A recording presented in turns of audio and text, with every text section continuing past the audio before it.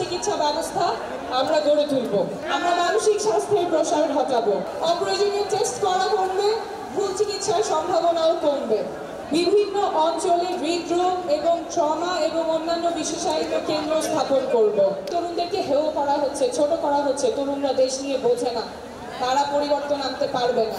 আমরা এমন চিকিৎসা ব্যবস্থা গড়ে তুলব যাতে টাকার অভাবে কেউ চিকিৎসা থেকে বঞ্চিত না হয়। আমরা এমন জরুরি চিকিৎসা ব্যবস্থা গড়ে তুলব যাতে করে হাসপাতালে পৌঁছানোর আগেই অ্যাম্বুলেন্সে জীবন রক্ষাকারী চিকিৎসা শুরু করা যায়। বাংলাদেশের প্রত্যেকটা নাগরিকের স্বাস্থ্য তথ্য ডিজিটালি সংরক্ষিত থাকে, ইলেকট্রনিক হেলথ রেকর্ড থাকে, আর কখনো আপনাদের স্বাস্থ্য তথ্য হারাবে না।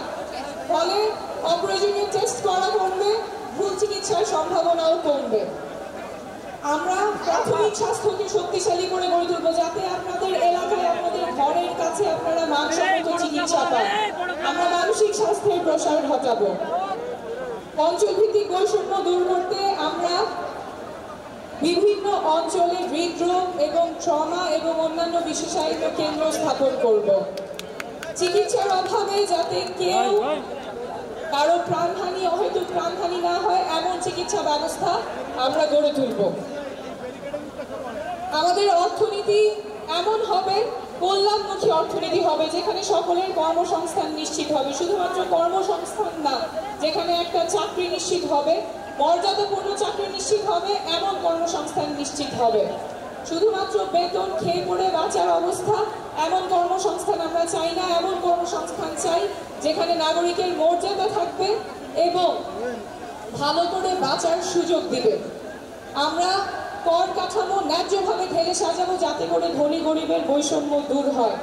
আমরা এমন রাজনীতি করব যাতে করে বাংলাদেশের প্রত্যেকটা নাগরিক রাজনীতিতে সক্রিয় অংশগ্রহণ করতে পারে, প্রত্যেকটা তরুণ রাজনীতিতে সক্রিয় অংশগ্রহণ করতে পারে। আমরা দেশ করতে জুলাই পর্যন্ত প্রত্যেকটা জেলায় দেখে এসেছি তরুণেরা কতখানি উচ্ছ্বাস, কতখানি উদ্দীপনা নিয়ে আমাদের সাথে যোগ দিয়েছেন। তারা ভাবছেন দেশের কথা, তারা স্বপ্ন দেখছেন দেশ পরিবর্তন হবে, তারা দেশটা পরিবর্তন করবে। কিন্তু বারবার আমরা শুনছি এই তরুণদেরকে হেয় করা হচ্ছে, ছোট করা হচ্ছে। তরুণরা দেশ নিয়ে বোঝে না, তারা পরিবর্তন আনতে পারবে না।